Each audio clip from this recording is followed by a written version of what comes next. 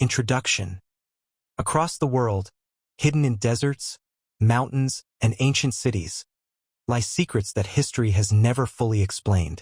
From strange monuments carved in silence to relics that defy our understanding, these mysteries continue to puzzle scientists and inspire wonder. Tonight, we will journey through 15 of the most enduring unsolved secrets of our past. The Nazca Lines. Across the arid plains of southern Peru lies one of the most enduring mysteries of the ancient world, the Nazca Lines. These geoglyphs, etched into the desert surface, cover an area of nearly 500 square kilometers. They were created by the Nazca culture between 500 BCE and 500 CE, a civilization known for its artistry, its advanced irrigation systems, and its adaptation to one of the driest environments on Earth. The method of their construction was deceptively simple. By removing the thin layer of oxidized, reddish-brown pebbles that coats the desert floor, the Nazca people exposed the lighter soil beneath. This contrast in color produced visible lines that have survived for centuries. The desert climate, almost completely devoid of rain and wind, provided the perfect conditions for preservation. Because of this, the figures remain remarkably clear, despite their age. The lines take many forms. Some stretch for kilometers in perfectly straight paths, crossing the desert in ways that defy simple explanation. Others form geometric patterns, trapezoids, spirals, and intersecting lines that appear carefully measured. Most striking of all are the biomorphic designs. These include a hummingbird with wings spanning more than 100 meters, a spider drawn with meticulous precision, a monkey with a curled tail, a condor, a whale, and even human-like figures. In total, hundreds of shapes and thousands of lines are spread across the plateau, many so large they can only be fully recognized from the air. The function of these geoglyphs has been studied extensively. Some researchers argue that certain lines align with astronomical phenomena, such as the position of the sun at the solstices. Others have suggested that the figures may have marked ritual pathways, guiding ceremonial processions. Another perspective connects the lines to the importance of water. In the desert, water meant survival, and several geoglyphs are thought to point toward underground aquifers or sacred springs. While the specific meaning of each design remains uncertain, it is clear that the Nazca Lines were deeply integrated into the culture's spiritual and social practices. The scale of the project reveals much about the people who built it.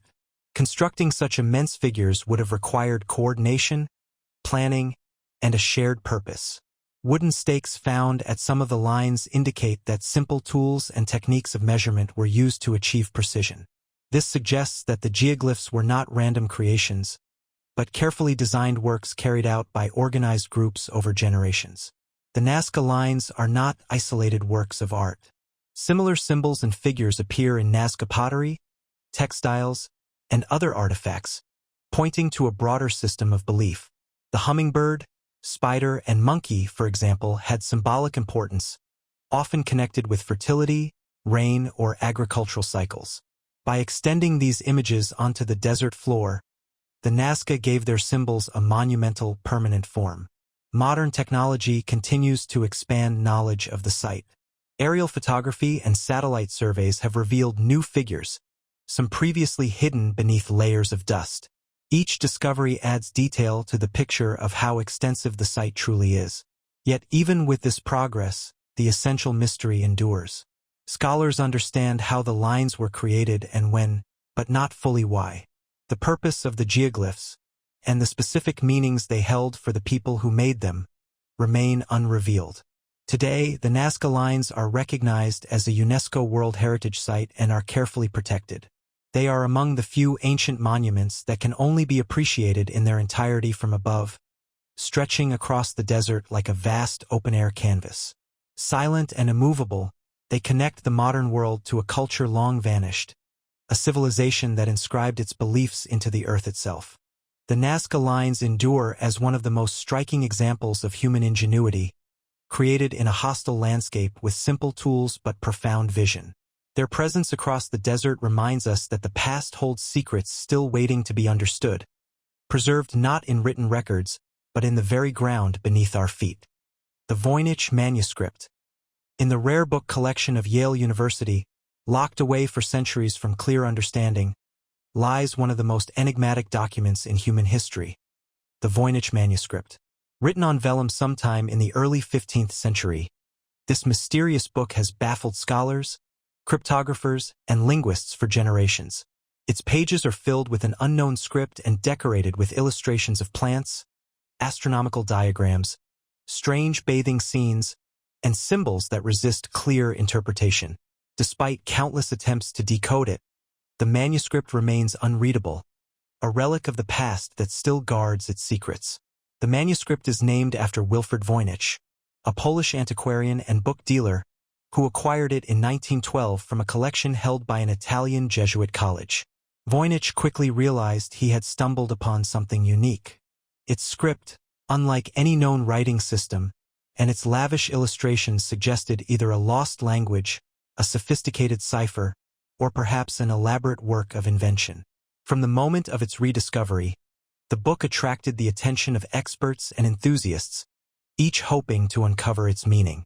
The manuscript contains over 200 pages, divided into sections that scholars have categorized according to their illustrations. The botanical section features drawings of plants, most of which do not correspond to any species known today. Their roots, leaves, and flowers are rendered with detail, yet the combinations appear unnatural, as if they belong to an imagined or forgotten flora. The astronomical section contains star charts, circular diagrams, and zodiac signs, accompanied by streams of text. Another section shows human figures immersed in pools and tubes, often connected by flowing channels of liquid, leading some to interpret it as a kind of medical or alchemical imagery. Still other pages contain dense text with only small decorations, as if they were meant to record extended passages of knowledge. The writing itself, often referred to as Voynichese, is composed of characters unlike any existing alphabet. The script flows with natural rhythm, following rules of spacing, word frequency, and repetition that resemble real language. This has led many scholars to argue that the manuscript contains a genuine linguistic system, whether known, lost, or invented. Over the past century, cryptographers, including those who once worked on military codes, have attempted to decipher it. They have applied frequency analysis, substitution attempts, and even modern computational algorithms. None have succeeded in producing a definitive translation. Radiocarbon dating of the vellum has placed the manuscript's origin in the early 1400s, within the European Renaissance. The pigments and inks are consistent with materials used in that era. This evidence rules out the idea that the manuscript is a modern forgery, though it does not explain who created it or why. Some theories propose that it may have been a medical or herbal compendium written in a lost regional dialect. Others suggest it was a coded alchemical text, intended to protect secret knowledge from outsiders. A more skeptical view holds that it may have been an elaborate hoax, designed to appear meaningful but ultimately containing no real message. The manuscript's journey through history has been as mysterious as its contents. It passed through the hands of scholars and collectors, including the court of Emperor Rudolph II of the Holy Roman Empire, who was fascinated by alchemy and is said to have purchased the book at great cost. From there, its trail winds through centuries of obscurity, resurfacing only in the early 20th century when Voynich acquired it. Since then, it has remained under careful study, with each generation of researchers bringing new methods to bear on its puzzle. Modern technology has revealed even more layers of intrigue. Multispectral imaging has allowed scholars to analyze faint markings and corrections, suggesting that the manuscript was carefully edited during its creation. Computerized linguistic analysis has shown that the structure of the text is too complex to be random. Statistical patterns mirror those of natural human languages, though none yet identified. These findings deepen the sense that the book does contain meaning, locked in a code or language that no one alive today can yet read. Despite decades of research, the Voynich manuscript remains one of history's most resilient enigmas. Each new theory, whether botanical, astronomical, medical, or mystical, opens possibilities but never final answers. It is a book that continues to resist classification, preserving the intentions of its unknown author in silence. Today, the Voynich Manuscript rests in Yale's Beinecke Rare Book and Manuscript Library, accessible in high-resolution digital form to scholars and the public worldwide. Its pages can be studied by anyone, yet its essence remains unchanged. The illustrations, vivid and precise, seem to speak in a visual language as enigmatic as the text itself. The script flows steadily across the vellum, line after line, inviting attention but never yielding its secrets. The manuscript endures as a symbol of the limits of human knowledge. It connects us to the intellectual world of the 15th century, a time of transition, discovery, and guarded knowledge. Whether it holds medical recipes, astronomical insights, alchemical secrets, or nothing at all, it stands as a testament to the human impulse to record, to preserve, and to communicate. Its mystery is not only in what it says, but in the fact that it still speaks without being understood. Easter Island Moai statues. In the remote waters of the Pacific Ocean lies Rapa Nui, better known to the outside world as Easter Island. This small volcanic island, isolated by thousands of kilometers from the nearest inhabited land, holds one of the most striking archaeological sites on Earth. Scattered across its slopes and coastlines are nearly 900 monumental statues known as Moai. Carved from volcanic rock, these figures stand as a testament to the ingenuity and determination of the island's early inhabitants, whose culture created one of the most distinctive legacies of the ancient world. The Moai are instantly recognizable. Each is carved in the likeness of a human figure with an elongated face, prominent brow, deep eye sockets, and strong jawline. They stand with arms pressed close to the body, hands resting at the abdomen, gazing outward with an expression that has often been described as solemn or watchful. The statues vary in size, with the tallest completed examples reaching over 10 meters in height and weighing more than 80 tons. Some unfinished figures, still lying in the quarries, measure more than 20 meters, indicating that the builders were capable of planning sculptures on an immense scale. The material used for most of the Moai came from the volcanic tuff of Rongorongo, a quarry that served as the primary workshop of the island. There, the statues were carved directly into the rock face before being detached and transported across the island. The scale of this effort suggests an advanced level of organization and labor coordination. Moving these massive figures over rugged terrain remains one of the great puzzles of Easter Island. Experimental archaeology has shown that the statues could have been walked upright using ropes and coordinated effort, rocking them forward step by step. Others argue that sledges, rollers, or other mechanical systems may have been employed. However achieved, the feat of transporting and erecting the Moai was extraordinary. Once placed on ceremonial platforms known as ahu, many of the statues were crowned with large cylindrical stones of red volcanic scoria called pukeo. These headdresses, weighing several tons, were added to certain Moai and gave them an even more imposing presence. The ahu platforms themselves were carefully constructed, often facing inland, and served as sacred spaces for rituals and community gatherings. The Moai, standing atop them, seem to have represented ancestral figures, embodying the authority, protection, and spiritual presence of important chiefs or lineage leaders. The cultural purpose of the statues can be traced to the central role of ancestor veneration in Rapa Nui society. The Moai were not mere decorations but symbolic embodiments of revered individuals. By creating these monumental figures and placing them across the island, the people of Rapa Nui linked their communities to their past, reinforcing bonds of kinship and social order. The statues, with their commanding posture and gaze, projected stability and protection over the land and its people. Over time, the creation of Moai became more ambitious. Larger figures were attempted, and new quarries were opened. This expansion required increasing labor and resources, placing strain on the island's environment. Deforestation occurred as wood was used for transport and construction, and the fragile ecosystem of Rapa Nui began to change. Archaeological evidence suggests that competition between clans may have driven the escalation in statue building, as groups sought to demonstrate their power and prestige through ever larger and more impressive Moai. By the time European explorers arrived in the early 17th century, the culture of Moai construction had already entered decline. Many statues were toppled in subsequent centuries, possibly due to conflict, social upheaval, or natural disasters. Today, some stand restored on their platforms, while others remain scattered across the island, half-buried or abandoned mid-construction. These remnants preserve the memory of a society that devoted immense effort to the creation of these colossal monuments. Modern study of the Moai has combined archaeology, anthropology, and engineering.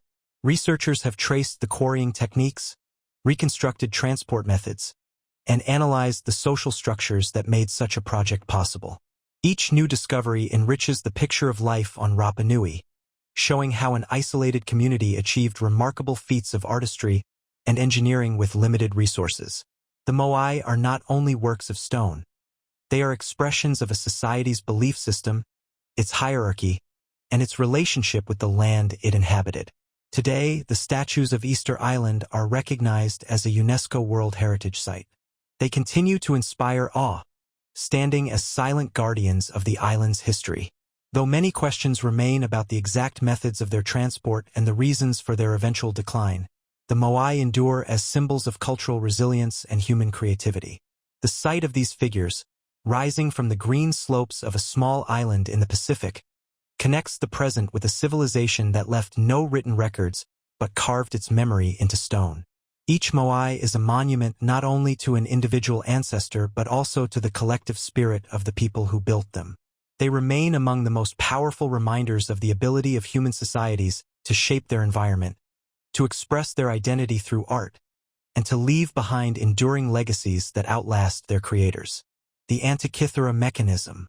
In 1901, divers exploring the wreck of an ancient ship near the Greek island of Antikythera brought to the surface fragments of what seemed at first to be little more than corroded bronze. Over time, careful examination revealed something extraordinary. Hidden within the encrusted remains was a device of remarkable complexity, unlike anything known from the ancient world. It would come to be known as the Antikythera Mechanism, and it has since been recognized as the earliest known example of an analog computer, a machine built more than 2,000 years ago to track the movements of the heavens. The mechanism, now reconstructed from dozens of surviving fragments, was housed in a wooden case roughly the size of a shoebox. Within it, a system of at least 30 interlocking bronze gears worked together to perform intricate calculations. By turning a hand crank, the device translated motion through its gears to display astronomical information on circular dials. The surviving inscriptions and reconstructions show that the mechanism could predict solar and lunar eclipses, track the cycles of the moon with remarkable precision, and represent the movements of the known planets. What makes the Antikythera Mechanism remarkable is not only its function but also the level of craftsmanship it required. The gears, with their precisely cut teeth, represent engineering knowledge thought to be far beyond the capabilities of the ancient world. The complexity of its design is comparable to that of European clockwork mechanisms that would not appear until more than a millennium later. This discovery forced historians and archaeologists to reconsider the scope of Greek scientific and technological achievement. The mechanism appears to have drawn upon the advanced astronomical knowledge of the Hellenistic period. Greek scholars of the time, influenced by the work of Hipparchus and others, had already developed sophisticated models of celestial motion. The Antikythera Mechanism transformed those models into a physical machine. Its front dial represented the zodiac and the Egyptian calendar, while its back dials tracked cycles such as the Saros cycle, which was used to predict eclipses. One dial even included a spiral design to represent longer repeating patterns, showing both creativity and mathematical precision in its construction. The shipwreck that carried the mechanism likely sank in the 1st century BCE. Among its cargo were luxury goods, statues, and other items, suggesting it was transporting treasures from the eastern Mediterranean to Rome. How the mechanism came to be aboard remains uncertain. It may have been the possession of a wealthy patron, or perhaps part of a scientific collection. In either case, it provides rare evidence of a level of technology that has otherwise been lost. The fragments of the device have been studied for more than a century. X-ray imaging and modern scanning techniques have allowed researchers to peer inside the corroded bronze, revealing the arrangement of the gears and inscriptions hidden beneath the surface. These analyses have gradually clarified how the mechanism worked. Each gear was carefully positioned to correspond with specific astronomical cycles, and the entire system operated with a degree of accuracy that astonished modern engineers. The Antikythera Mechanism demonstrates that ancient civilizations possessed not only theoretical knowledge but also the mechanical skill to embody that knowledge in complex machines. It challenges assumptions about the limits of ancient technology and suggests that much has been lost from the historical record. The craftsmanship required to cut fine bronze gears, align them, and house them within a functional device indicates a tradition of technical expertise that has left few other traces.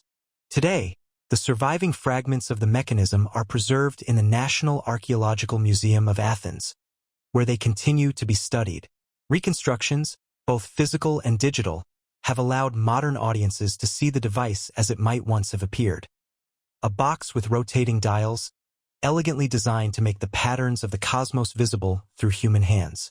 The Antikythera Mechanism stands as one of the most important archaeological discoveries of the modern era. It bridges the worlds of science, engineering, and history, revealing a forgotten chapter of human ingenuity.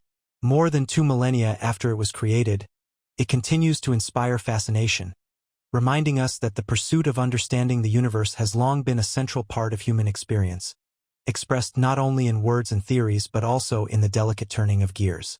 Physical and digital have allowed modern audiences to see the device as it might once have appeared. A box with rotating dials, elegantly designed to make the patterns of the cosmos visible through human hands. The Antikythera Mechanism stands as one of the most important archaeological discoveries of the modern era.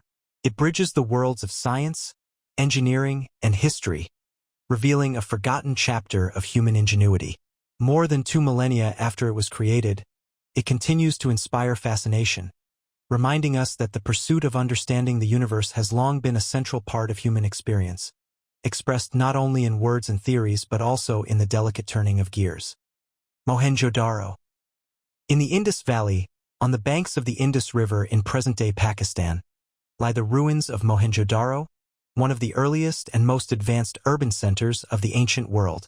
Built more than 4,000 years ago, around 2500 BCE, the city was part of the Indus Valley Civilization, a culture that flourished alongside Mesopotamia and Egypt yet developed its own distinctive path.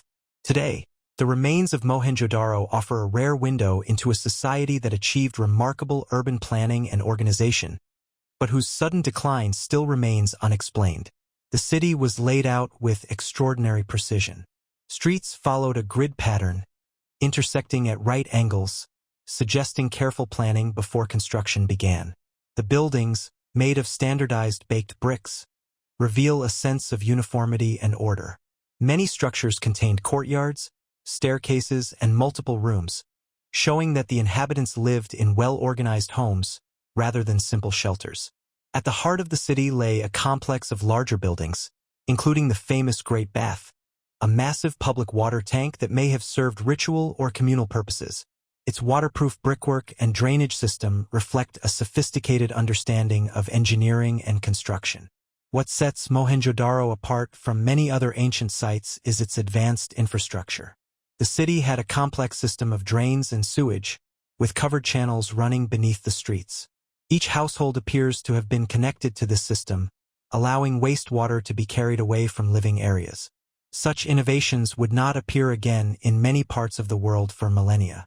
Wells, reservoirs, and storage facilities were also carefully integrated into the urban design, showing how vital water management was for the survival of the city in a hot, arid climate. The social and economic life of Mohenjo-Daro is visible in the artifacts discovered there. Small seals made of steatite, engraved with animal motifs and symbols, suggest a system of identification or trade. Pottery, beads, and tools demonstrate the skill of local artisans.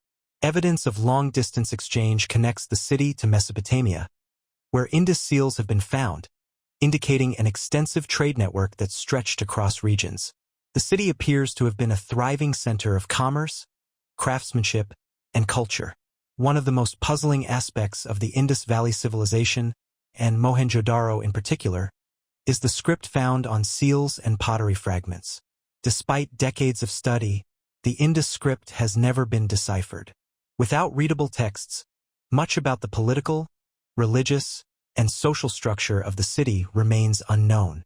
There is no evidence of monumental palaces or temples, which makes Mohenjo-Daro different from contemporary cities in Egypt or Mesopotamia.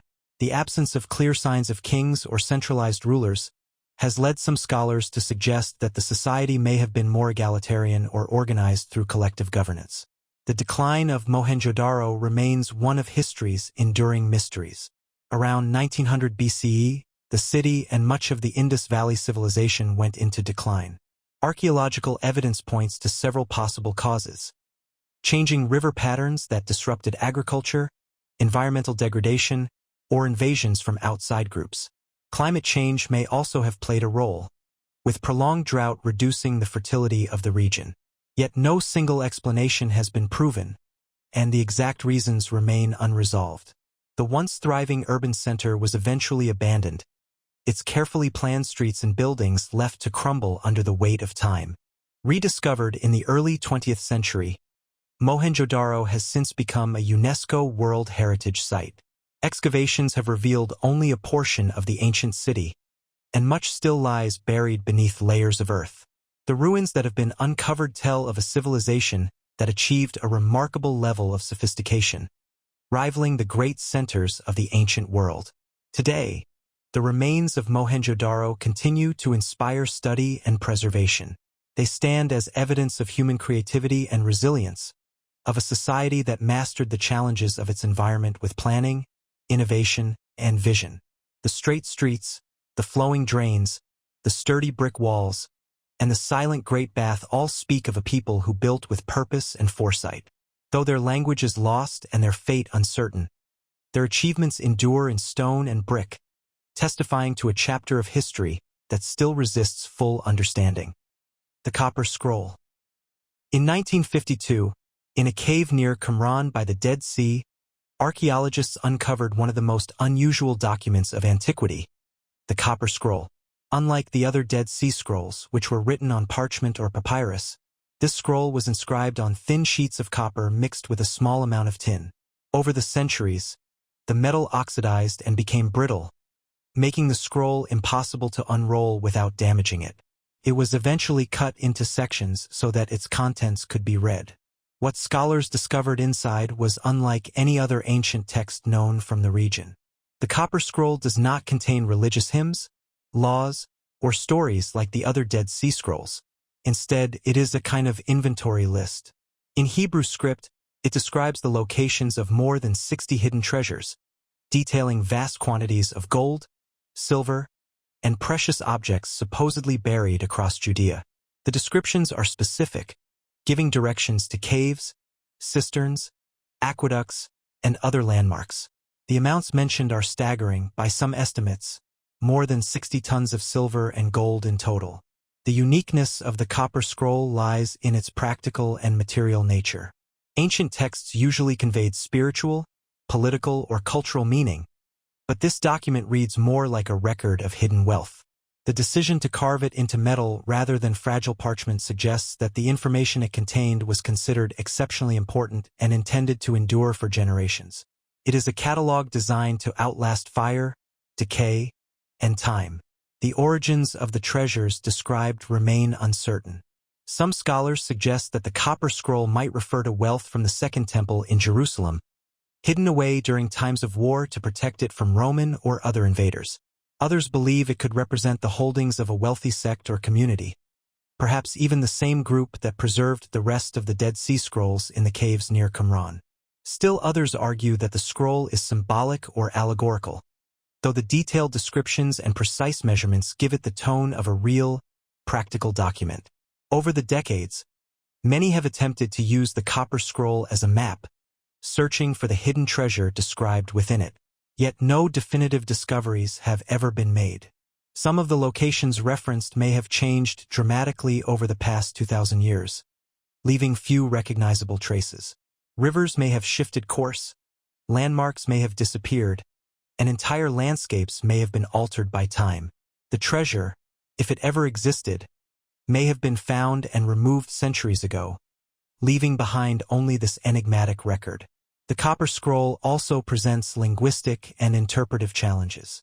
While written in Hebrew, the style differs from other texts of the period, suggesting either a different author or a unique purpose.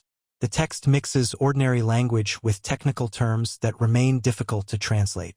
Because of this, scholars often disagree on the precise meaning of certain passages, which adds further uncertainty to the quest for understanding. The scroll's material composition itself tells a story. To inscribe text onto copper required specialized skill and tools.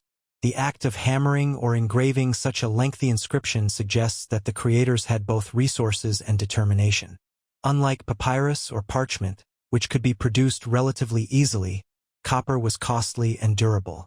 It is likely that those who made the scroll wanted its message to survive in a way that ordinary manuscripts could not guarantee. Today, the Copper Scroll is preserved in the Jordan Museum in Amman, where it remains a subject of fascination. Scholars continue to debate its meaning, its origins, and the historical events it might reference. It occupies a unique position in archaeology and history, part treasure map, part ancient archive, part enduring enigma. The Copper Scroll embodies the tension between legend and history. It may point to unimaginable wealth once buried beneath the soil of ancient Judea, or it may serve as a symbolic record of hopes and resources that have long since vanished. Regardless of whether its treasures are ever recovered, the scroll itself is a treasure of a different kind, a rare artifact that connects us to the uncertainties, ambitions, and mysteries of the ancient world.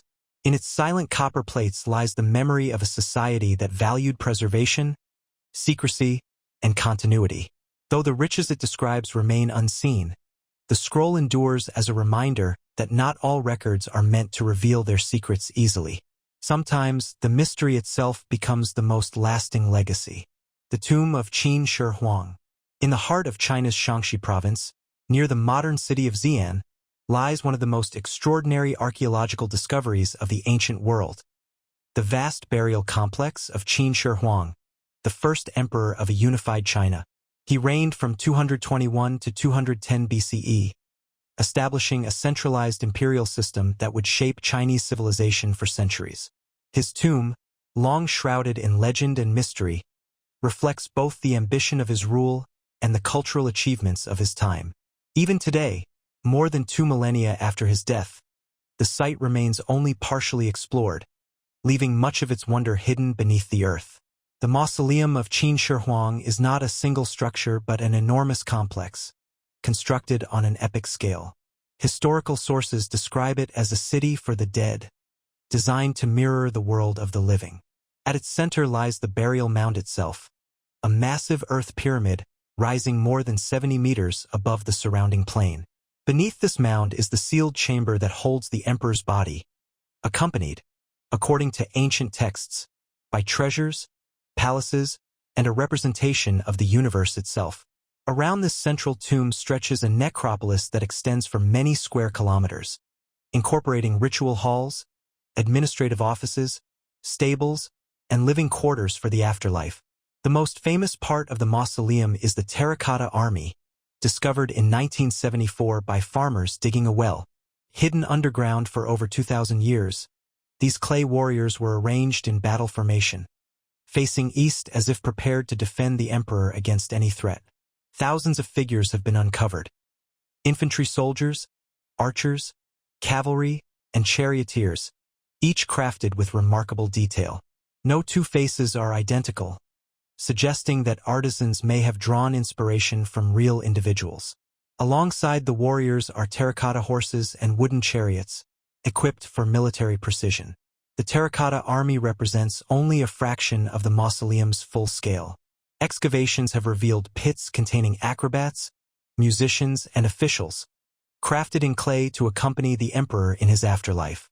There are also models of weapons, tools, and even animals, recreating an entire empire in miniature. This meticulous effort reflects the belief that life continued beyond death and that the emperor required the same power, protection, and luxury in the afterlife as he enjoyed in the world of the living. Ancient Chinese historians such as Sima Qian provide tantalizing descriptions of the tomb chamber itself. According to his account, the underground palace was filled with treasures and wonders. The ceiling was said to be decorated to resemble the night sky, with pearls and gemstones representing the stars and constellations. The floor was designed to imitate rivers and seas, with flowing mercury symbolizing the great waterways of the empire. Mechanical traps were reportedly installed to deter intruders, ensuring that the emperor's eternal rest would remain undisturbed. Modern scientific surveys lend some support to these ancient descriptions. Soil samples taken around the burial mound reveal unusually high concentrations of mercury, suggesting that rivers of liquid metal may indeed lie beneath the surface. This raises both fascination and concern, for mercury is highly toxic, and any attempt to open the tomb could present significant risks to archaeologists. As a result, the central chamber has never been excavated, remaining sealed just as it was more than 2,000 years ago. The construction of the mausoleum reflects the immense resources and labor force commanded by Qin Shi Huang. It is estimated that more than 700,000 workers were involved in building the complex, a task that spanned decades. The scale of the project demonstrates both the emperor's absolute authority and his deep preoccupation with immortality.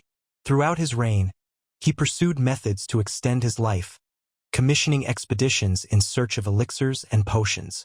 Ironically, it is believed that the very mercury pills intended to prolong his existence may have hastened his death at the age of 49. The mausoleum of Qin Shi Huang has become a UNESCO World Heritage Site and one of the most studied archaeological locations in the world. Yet the central tomb itself remains untouched, locked beneath its earthen pyramid. Modern technology, including ground-penetrating radar and magnetic surveys, suggests that vast structures and artifacts still lie within. However, Chinese authorities have adopted a policy of preservation rather than excavation, recognizing that current techniques may not be sufficient to protect the delicate contents from exposure to air and light. The decision reflects a balance between human curiosity and respect for cultural heritage, ensuring that the secrets of the emperor's tomb remain preserved for future generations. What has already been uncovered demonstrates the extraordinary achievements of early imperial China. The craftsmanship of the terracotta figures, the organization required to construct such a massive complex, and the symbolic depth of the mausoleum all speak to a civilization of immense sophistication. The tomb is not only a monument to a single ruler but also a reflection of the collective power, resources, and vision of an entire society at a pivotal moment in history. Today, visitors to Xi'an can walk among the ranks of the terracotta army, glimpsing only the outer edges of a vast underground empire. The sealed chamber of Qin Shi Huang remains hidden, silent, and untouched, holding within it untold treasures and knowledge. Whether it will ever be opened is uncertain. For now, the emperor rests beneath his earthen mound, surrounded by clay soldiers who have stood watch for over 2,000 years. The tomb of Qin Shi Huang endures as one of humanity's great unsolved mysteries. It is at once a triumph of engineering, a statement of imperial power, and a reminder of the universal desire to transcend death. Though its heart remains closed, its presence continues to inspire awe, curiosity, and reflection. In its silence, it tells a story of ambition and eternity, of a ruler who sought to command not only his empire but also the afterlife itself. The Yonaguni Monument. Off the southern coast of Japan, near Yonaguni Island in the Ryukyu archipelago, lies one of the most intriguing underwater structures ever discovered. In 1986, while diving in the clear waters of the Pacific, a local diver named Kihachiro Aratake came across a series of massive stone formations resting on the seabed. What he saw resembled steps, terraces, and platforms, so precise in their shape that they appeared to have been carved by human hands. This site became known as the Yonaguni Monument, and since then it has remained one of the great enigmas of archaeology and geology. The monument lies about 25 meters below the surface of the ocean. It stretches nearly 150 meters in length and rises over 25 meters in height from its base. The structure is composed of sandstone and mudstone, shaped into sharp angles, flat surfaces, and stair-like formations. Some of the features resemble ramps, roads, and walls, while others appear as broad platforms and terraces. At certain points, vertical cliffs meet horizontal planes at almost perfect right angles, giving the impression of deliberate design. Among the most striking elements is a pyramid-like formation with large steps ascending toward a flat summit. There are also rectangular pools and trenches that cut deep into the rock, as well as what some divers describe as the likeness of a carved face or animal figure. Together, these features have led many to suggest that the monument is the remains of an ancient city or ceremonial center, submerged long ago by rising seas. Supporters of the artificial origin theory argue that the monument's layout is too regular to be a product of natural forces alone. They point to the symmetry of the platforms, the sharpness of the angles, and the overall impression of architectural planning. Some researchers have even proposed that Yonaguni could be evidence of a lost civilization predating recorded Japanese history, possibly destroyed by earthquakes or floods at the end of the last ice age. On the other side of the debate, geologists emphasize that the sandstone of Yonaguni naturally fractures into straight lines and angular shapes due to tectonic activity. They argue that ocean currents and natural erosion could have sculpted the formation into its present appearance. In their view, what seems to be human craftsmanship may instead be the work of geological processes operating over thousands of years. The resemblance to architecture, they suggest, is a coincidence shaped by the human tendency to see patterns in nature. Despite decades of study, no definitive evidence has been found to prove human involvement in the construction of the Yonaguni Monument.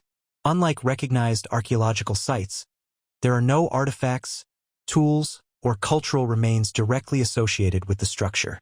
Radiocarbon dating has little application here, as the formation is composed of natural rock. As a result, the question of whether it is a man-made ruin or a natural wonder remains unresolved. The mystery deepens when considering the region's geological history. During the last ice age, sea levels were more than 100 meters lower than today. This means that large areas of the continental shelf around Japan were once dry land. If the Yonaguni Monument was once above water, it could have been accessible to prehistoric peoples thousands of years ago. Yet, without direct evidence of human activity, this remains speculation. For modern visitors, the Yonaguni Monument, off the southern coast of Japan, near Yonaguni Island in the Ryukyu archipelago, lies one of the most intriguing underwater structures ever discovered. In 1986, while diving in the clear waters of the Pacific, a local diver named Kihachiro Aratake came across a series of massive stone formations resting on the seabed. What he saw resembled steps, terraces, and platforms, so precise in their shape that they appeared to have been carved by human hands. This site became known as the Yonaguni Monument, and since then it has remained one of the great enigmas of archaeology and geology. The monument lies about 25 meters below the surface of the ocean. It stretches nearly 150 meters in length and rises over 25 meters in height from its base. The lost city of Atlantis. Few legends of the ancient world have inspired as much fascination as the tale of Atlantis. The story originates with the Greek philosopher Plato, who, in the 4th century BCE, described a great island civilization that once existed beyond the Pillars of Hercules, in what is now thought to be the Strait of Gibraltar. According to his dialogues Timaeus and Critias, Atlantis was a mighty and prosperous realm, rich in resources, advanced in technology, and powerful in influence. Yet, in a single day and night of catastrophe, it sank into the sea, leaving behind only myth and memory. Plato's account portrays Atlantis as a vast island larger than Libya and Asia Minor combined. Its kings, descended from the god Poseidon and a mortal woman, ruled a society of extraordinary wealth and power. The capital city was described as a series of concentric rings of land and water, connected by canals and adorned with temples, palaces, and harbors. The Atlanteans were said to have mastered architecture, agriculture, and navigation, creating a realm that was both orderly and abundant. At its height, Atlantis was not only prosperous but also ambitious. Plato tells of an empire that expanded outward, seeking to dominate much of the known world. It clashed with Athens, but in this confrontation the Athenians prevailed. This part of the narrative was meant to illustrate the virtue and resilience of the Greeks in contrast to the hubris of Atlantis. Soon after its defeat, Atlantis was struck by violent earthquakes and floods, and the island vanished beneath the waves, lost forever. For Plato, the story of Atlantis served a philosophical purpose. It was intended as an allegory about the dangers of corruption, arrogance, and the misuse of power. Atlantis symbolized a society that had once been virtuous but grew greedy and unjust, leading to its downfall. In this sense, it was less a historical record than a moral lesson woven into the framework of myth. Yet, over time, many readers came to interpret the account literally, believing that Plato had preserved a memory of a real place. From antiquity to the present day, the search for Atlantis has inspired countless theories and expeditions. Some locate it in the Atlantic Ocean, interpreting Plato's description literally. Others suggest it lay in the Mediterranean, perhaps on the island of Santorini, where the eruption of the volcano Thera around 1600 BCE devastated the Minoan civilization. The massive explosion and subsequent tsunamis could have inspired the legend of a once great island culture destroyed by natural disaster. Alternative theories place Atlantis in distant regions: the Caribbean, the coast of Spain, even Antarctica. Each suggestion draws from elements of geography, archaeology, or myth, but none has been confirmed. The absence of physical evidence has kept Atlantis in the realm of speculation, allowing it to exist as both possibility and legend. What makes the story endure is not only its mystery but also its resonance with human imagination. Atlantis represents the idea of a lost golden age, a civilization more advanced than those that followed, wiped away in an instant by forces beyond control. It embodies both aspiration and caution, the dream of human achievement and the reminder of its fragility. The fascination with Atlantis has left a deep mark on culture. Throughout history, writers, explorers, and scientists have sought to connect the legend with real events.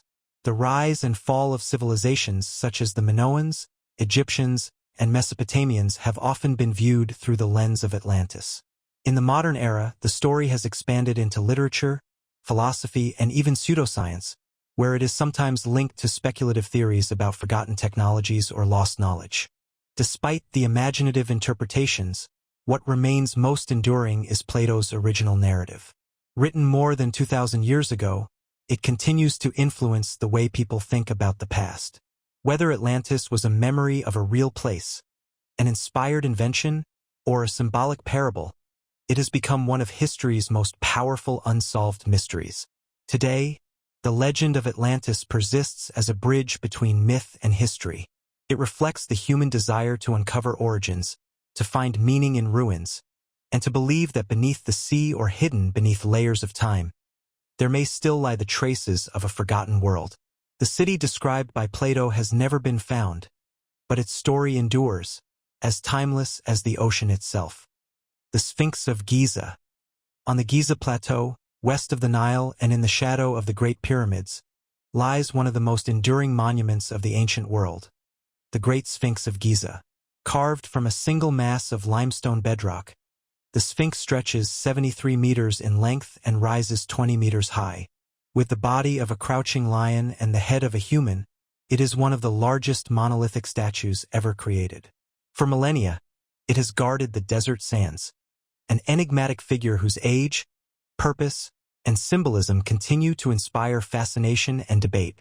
The Great Sphinx is generally associated with the reign of Pharaoh Khafre, who ruled Egypt during the 4th dynasty, around 2500 BCE. The proximity of the Sphinx to Khafre's pyramid complex suggests a connection, and some archaeologists believe that the face of the statue was modeled on the pharaoh himself. In this interpretation, the monument served as a powerful symbol of royal authority, uniting human intelligence with the strength of the lion, an image designed to project both divine and earthly power. Yet the Sphinx is more than a portrait.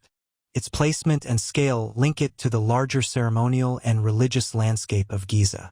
Ancient Egyptians believed that statues could embody the spirit of kings and gods, serving as eternal guardians and intermediaries between the human and the divine. Positioned near the causeway leading to Khafre's pyramid, the Sphinx may have been intended to protect the tombs of the kings and to embody solar worship, which was central to Egyptian religion. Later inscriptions refer to it as Horus of the Horizon, connecting it with the rising sun and the god Ra. The construction of the Sphinx itself is remarkable. It was carved directly from the limestone plateau, rather than assembled from blocks. The builders removed massive quantities of stone, shaping the lion's body and the human head from the natural rock. Some of the extracted blocks were used in the nearby temples, linking the monument with the surrounding structures.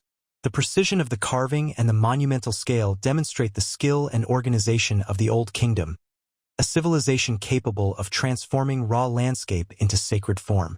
Over the centuries, the Sphinx has endured the ravages of time. Its body has been eroded by wind and sand, and at various periods it was buried up to its neck. Restoration efforts can be traced back to the New Kingdom, when Pharaoh Thutmose IV placed a granite stele between its paws, known as the Dream Stele.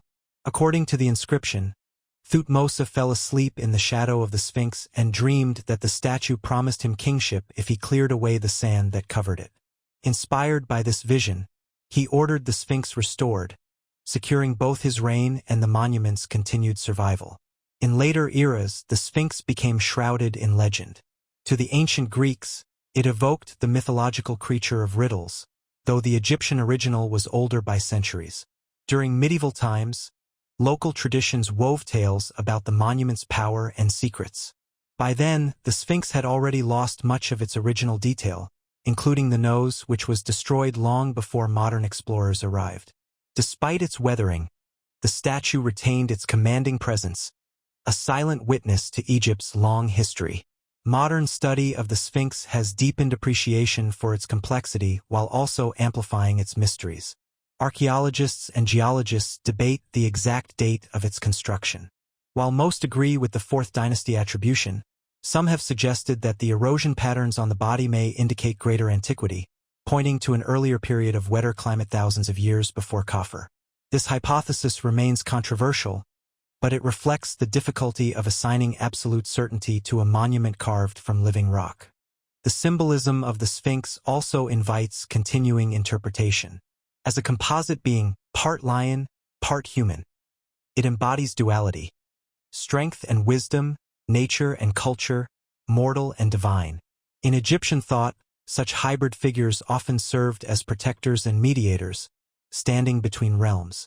The Sphinx, positioned at the threshold of the pyramid complex, seems to fulfill precisely this role, guarding both the tombs of kings and the cosmic order they represented. Today, the Great Sphinx is one of the most recognized monuments on Earth. Tourists stand before it, dwarfed by its scale, while scholars continue to analyze its construction, history, and meaning. It has survived thousands of years of shifting sands, human intervention, and environmental change. Its enduring presence testifies to the vision of the ancient Egyptians, whose monuments were designed not only for the present but for eternity. The Sphinx of Giza remains a symbol of mystery and endurance. Carved from the desert itself, it bridges past and present, embodying the grandeur of a civilization that sought permanence in stone. Though its full story may never be known, its silent gaze across the plateau continues to remind us of the depth and resilience of human creativity. The Rongorongo Script. On a remote island in the southeastern Pacific Ocean, known to the world as Easter Island or Rapa Nui, lies one of the most enigmatic legacies of human culture. The Rongorongo Script. Unlike the towering Moai statues that dominate the island's landscape, Rongorongo survives not in monumental form, but in a fragile system of glyphs carved on wooden tablets. This script, undeciphered to this day, stands as one of the few independent attempts in human history to create a written language. It remains a mystery that binds together the themes of memory, loss, and the limits of interpretation. The discovery of Rongorongo came in the 19th century. In 1864, a Catholic missionary named Eugene Arod reported seeing wooden tablets covered with strange inscriptions during his time on the island. At that time, European scholars were fascinated by the possibility of native writing systems outside the well-documented traditions of the Old and New Worlds. The existence of Rongorongo suggested that the people of Rapa Nui had developed a unique script, separate from external influence. Soon, a handful of tablets were collected and transported to Europe and South America, where they remain in museums and archives. The surviving corpus of Rongorongo inscriptions is small. Fewer than 30 authentic artifacts are known today, most of them carved on wooden tablets, staffs, or ornaments. The glyphs depict stylized human figures, animals, plants, tools, and abstract shapes, arranged in horizontal lines. The carving technique is consistent. Fine incisions made with sharp tools, probably obsidian flakes or shark teeth. Some lines are deeply etched, while others are faint, reflecting the passage of time and the erosion of organic material. A distinctive feature of Rongorongo is the writing direction known as reverse boustrophédon. In this system, one line is written left to right, and the next is rotated and read in the opposite direction. To follow the text, the reader would turn the tablet 180 degrees after each line. This unusual format gives the script a flowing, almost ritualistic quality, as though reading itself were a ceremonial act. Despite more than a century of study, Rongorongo has resisted all attempts at decipherment. The major challenge is the absence of a known key or bilingual inscription, such as the Rosetta Stone that unlocked Egyptian hieroglyphs. The Rapa Nui language still exists, but by the time missionaries arrived, knowledge of reading Rongorongo had already been lost. Oral traditions remembered the tablets as sacred, but the devastating impact of colonization, slave raids, and disease in the 19th century wiped out much of the cultural context needed to interpret the script. Linguists and cryptographers have analyzed the glyphs in search of patterns. Some sequences appear repetitive, suggesting genealogies, calendars, or ritual chants. Statistical analysis shows structural regularities that resemble true writing rather than decorative symbolism. This indicates that Rongorongo was not mere ornamentation but a functional system of recording information. Yet whether it represented language in full, like an alphabet or syllabary, or served as a mnemonic aid for oral recitation, remains unresolved. The question of Rongorongo's origin adds to its mystery. Some scholars believe it developed locally on Rapa Nui, making it one of the very few cases of an independently invented script in human history. Others suggest it may have been influenced by contact with Europeans, though the earliest reports of the script predate widespread literacy on the island. The evidence leans toward an indigenous creation, reflecting the ingenuity of a society that sought to preserve memory and ritual in material form. The fragility of the surviving tablets heightens the sense of loss. Wood was scarce on Rapa Nui, and many of the tablets were carved on driftwood or repurposed planks, sometimes bearing traces of earlier use. The humid climate and the upheavals of history mean that countless inscriptions have been destroyed. Those that remain are scattered across the world, housed in museums in Santiago, London, Paris, and other cities. On the island itself, the tradition of carving and reading Rongorongo has vanished, leaving only silence where once there was a voice. Today, Rongorongo continues to attract scholars, artists, and explorers of human culture. It embodies the creativity of a people who carved meaning into the limited materials at their disposal. The undeciphered script stands not only as a puzzle for linguists but also as a reminder of the fragility of knowledge and the vulnerability of cultural memory. The glyphs of Rongorongo endure as mute witnesses to a world that has partly slipped away. Each tablet, scarred by time yet still carrying its intricate signs, represents an effort to record thought, story, or ritual in a form that would last beyond generations. Though the key to its language remains hidden, its very existence testifies to the universal human impulse to preserve memory, to make marks against forgetting, and to bind words to matter. The Rongorongo script, undeciphered yet resonant, remains one of the unsolved secrets of our past. It is both a riddle and a legacy, a voice carved in silence, waiting to be understood. The Olmec colossal heads. Long before the rise of the Maya and the Aztec empires, there flourished in the tropical lowlands of present-day Mexico a culture known as the Olmec. Often described as the mother civilization of Mesoamerica, the Olmec left behind one of the most enigmatic legacies of the ancient world, the colossal stone heads. Carved from massive basalt boulders, these sculptures, some weighing up to 50 tons, stand as timeless monuments to a people whose voice has otherwise largely vanished. The Olmec civilization thrived roughly between 1500 and 400 BCE, centered in the fertile regions of modern-day Veracruz and Tabasco.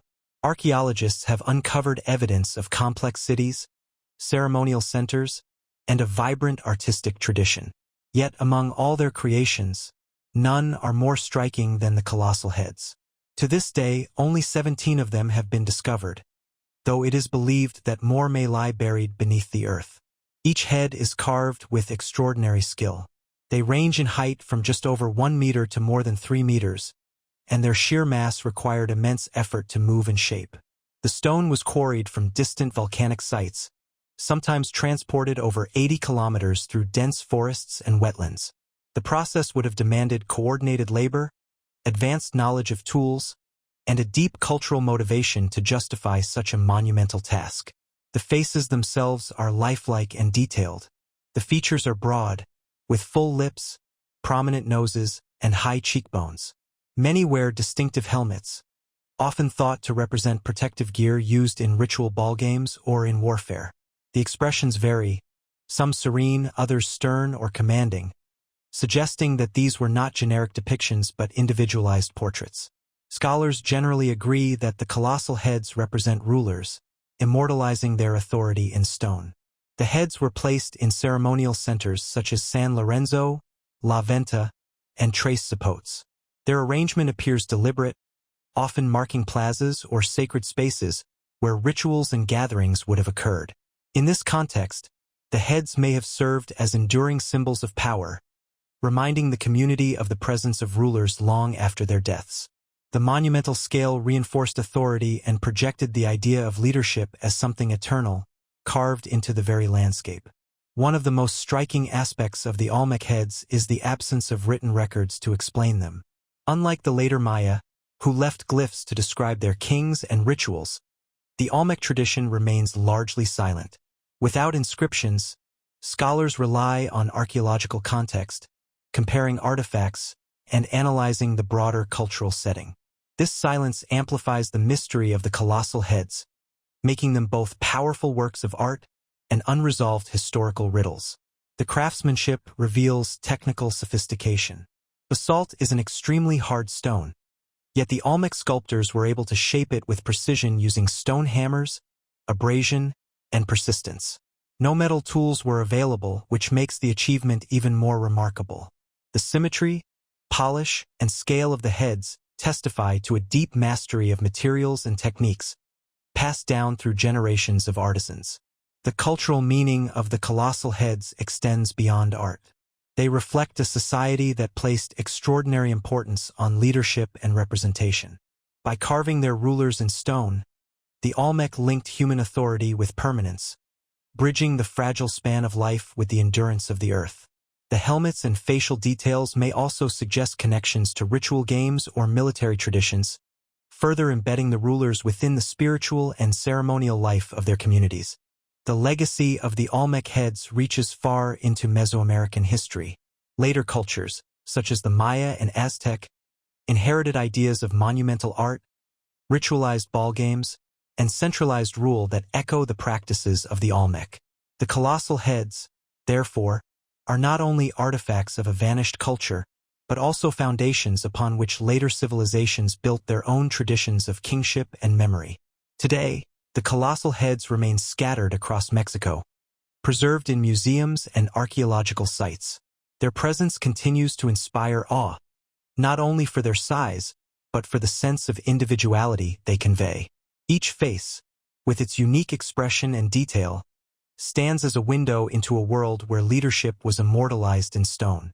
The silence of the Olmec voice makes them even more powerful, leaving interpretation to the modern mind yet retaining their own quiet authority. The Olmec colossal heads are more than stone sculptures. They are the guardians of a past that shaped the trajectory of Mesoamerica.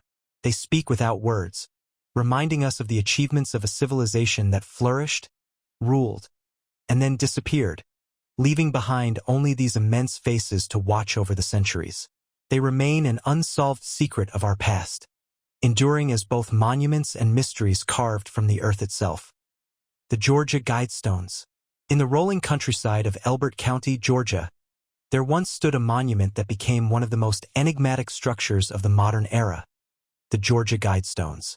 Sometimes called the American Stonehenge, this granite structure combined the weight of ancient megaliths with a mysterious message for future generations. from its unveiling in 1980 until its sudden destruction in 2022. The Guidestones remained the subject of fascination, debate, and speculation. The monument consisted of 6 massive granite slabs, quarried locally and assembled with precision. 4 upright stones stood in a circle, supporting a central pillar, with a horizontal capstone resting above. Together, the structure reached nearly 6 meters in height and weighed over 100 tons. Its design echoed ancient megalithic traditions, yet its construction was entirely modern. What drew attention most was not the size or arrangement of the stones, but the inscriptions carved upon them. On each of the 4 vertical slabs, the same 10 guidelines were inscribed in 8 modern languages: English, Spanish, Swahili, Hindi, Hebrew, Arabic, Chinese, and Russian. Smaller inscriptions in ancient languages, Babylonian cuneiform, Classical Greek, Sanskrit, and Egyptian hieroglyphs, framed the central message. The guidelines themselves called for a future world balanced in population, harmonious with nature, guided by reason, and united under a common language and system of justice. The instructions were both poetic and unsettling. They included appeals to maintain humanity at a sustainable number, to guide reproduction with wisdom, to unite humanity with a living new language, to protect nature, and to balance personal rights with social duties. To some readers, these words reflected an idealistic vision of global harmony. To others, they carried darker implications, interpreted as authoritarian or apocalyptic. Equally mysterious was the question of authorship. The Guidestones were commissioned in 1979 by a man using the pseudonym R.C. Christian. Representing himself as part of a small group seeking to leave a message for the future, he arranged for the Elberton Granite Finishing Company to carry out the work. The true identity of Christian and his group was never revealed. Those involved in the project respected his request for anonymity, and over the decades, his secret remained intact. In addition to the inscriptions, the structure incorporated precise astronomical alignments. A hole in the central pillar allowed sunlight to mark the position of the sun at noon each day. Another slot aligned with the solstices and equinoxes. A third feature acted as a guide to the North Star. These details linked the Guidestones to ancient traditions in which monuments served as calendars, compasses, and observatories. They reinforced the impression that the Guidestones were not simply a message but also a tool for orientation in time and space. Over the years, the monument became a magnet for curiosity, tourism, and controversy. Some visitors viewed it as a work of visionary foresight, addressing humanity's challenges in an uncertain age.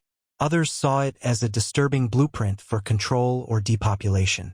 Conspiracy theories surrounded it, and the anonymity of its creators only deepened the sense of mystery. Yet the stones remained standing, quiet in their message, exposed to the weather and the gaze of countless travelers. For more than 4 decades, the Georgia Guidestones held their place, until July 2022, when an explosion damaged one of the pillars. For safety reasons, the remaining stones were later dismantled. Their destruction ended the monument's physical presence, but not the fascination it had inspired. Today, only fragments and photographs remain, along with the memory of the granite slabs that once carried their message to the open sky. The Guidestones remain a modern mystery, different in age from the ancient enigmas of the past yet similar in spirit. They embodied a vision of humanity's future, inscribed in stone for generations to ponder. Their disappearance has only intensified their legend, leaving behind questions about intent, meaning, and the unknown group that chose to speak across time. The Georgia Guidestones, standing for just over 40 years, left an enduring mark on cultural history. Neither fully understood nor universally accepted, they joined the long tradition of monuments that inspire wonder through their silence as much as their presence. Though the granite blocks have vanished, the ideas they carried endure, continuing to stir reflection as one of the unsolved secrets of our past. The Plain of Jars. In the heart of Laos, spread across the highlands of Huang province, lies a landscape unlike any other, the Plain of Jars. Here, scattered across rolling plateaus and valleys, thousands of massive stone vessels stand in silence. Some are solitary, others grouped in clusters of dozens or even hundreds, their presence transforming the terrain into a field of ancient memory. For centuries, they have stirred curiosity and wonder, for no one can say with certainty who made them, when they were created, or what purpose they once served. The jars themselves vary in size and shape. Some stand barely a meter tall, while others reach heights of 3 meters, with diameters wide enough for a person to sit inside. Carved from solid blocks of sandstone, limestone, or granite, each jar weighs from several hundred kilograms to over 10 tons. Many are cylindrical, with wide mouths and thick walls, while others taper slightly or bear carved rims that suggest lids may once have sealed them. Today, most stand open to the sky, their interiors filled with rainwater, plants, and soil carried by the wind. The age of the plain of jars remains uncertain. Archaeological surveys suggest the jars may date back as far as 500 BCE, possibly associated with a complex society that flourished in the region long before written records. Their makers demonstrated remarkable skill in quarrying and transporting the massive stones across uneven terrain. Many jars appear to have been carved directly at quarry sites and then moved kilometers to their final locations, a feat of labor and engineering requiring careful planning and communal effort. The mystery lies not only in the jars' construction but in their purpose. Local legend tells that the jars were created by giants, used to brew and store rice wine for great feasts and victories. Folklore, rich and poetic, paints them as vessels of celebration, linking them to myths of rulers and battles long forgotten. Yet, archaeological evidence suggests a more solemn function. Excavations near and beneath some jars have uncovered human remains, beads, and artifacts, indicating that the vessels were likely tied to funerary practices. One theory proposes that the jars served as part of a ritual process of secondary burial. Bodies may have been placed in the jars to decompose, after which bones were removed and buried nearby. Other scholars suggest the jars may have held cremated remains, offerings, or goods for the journey into the afterlife. The placement of the jars on ridges and hillsides overlooking the land adds weight to the idea that they served ceremonial or symbolic purposes, intended to link the dead with the landscape itself. The plain of jars is vast, with over 90 identified sites spread across the region. The largest cluster, known as Site 1, contains more than 300 jars, some aligned in rows, others scattered across the ground in no obvious pattern. Smaller sites, hidden in forests or perched on hills, reveal the jars as part of a wider cultural system that once shaped the entire province. The sheer number of jars suggests a significant population, organized enough to sustain the labor of quarrying, carving, and transporting such monuments. In the modern era, the plain of jars has faced both neglect and tragedy. During the 20th century, the region became one of the most heavily bombed areas in the world during the conflict in Indochina. Many sites remain littered with unexploded ordnance, making exploration dangerous and limiting archaeological research. Despite these challenges, ongoing surveys and careful excavations have expanded understanding of the jars, even as much remains unknown. The endurance of the jars across centuries speaks to their makers' intentions. Weathered by time, they remain firmly rooted in the soil, resisting erosion and upheaval. Their silent forms blend with the natural surroundings, yet they are unmistakably human in origin. They are at once functional and symbolic, practical in their construction, yet imbued with a mystery that transcends their material presence. Today, the Plain of Jars is recognized as a UNESCO World Heritage Site, both for its archaeological significance and for the cultural memory it preserves. Visitors who journey to Huang encounter not only the stone vessels, but also the atmosphere of a land shaped by both ancient and recent history. The jars stand as witnesses to cycles of creation, destruction, and survival. The Plain of Jars remains one of the great unsolved secrets of our past. Whether vessels of ritual, symbols of transition between life and death, or markers of a lost tradition, they embody a story that has been partly silenced by time. Their presence invites reflection not through words but through form, standing as thousands of monuments to human effort and belief. Carved from stone, left across the landscape, they endure as silent guardians of memory, their purpose still hidden, their meaning still unresolved. The Plain of Jars, immense and mysterious, remains a reminder of how civilizations express themselves in ways both monumental and fragile. In the enduring silence of the jars, there lies the weight of history, the passage of lives, and the persistence of mystery carved into stone. Ending. These mysteries, from ancient stones to forgotten scripts, remind us how much of our past still waits in silence. If you enjoyed this journey, don't forget to leave a like and subscribe. It helps bring more of these stories to life. Share your thoughts in the comments, and if the video inspired you, share it with others too. Together, we keep the wonder of history alive.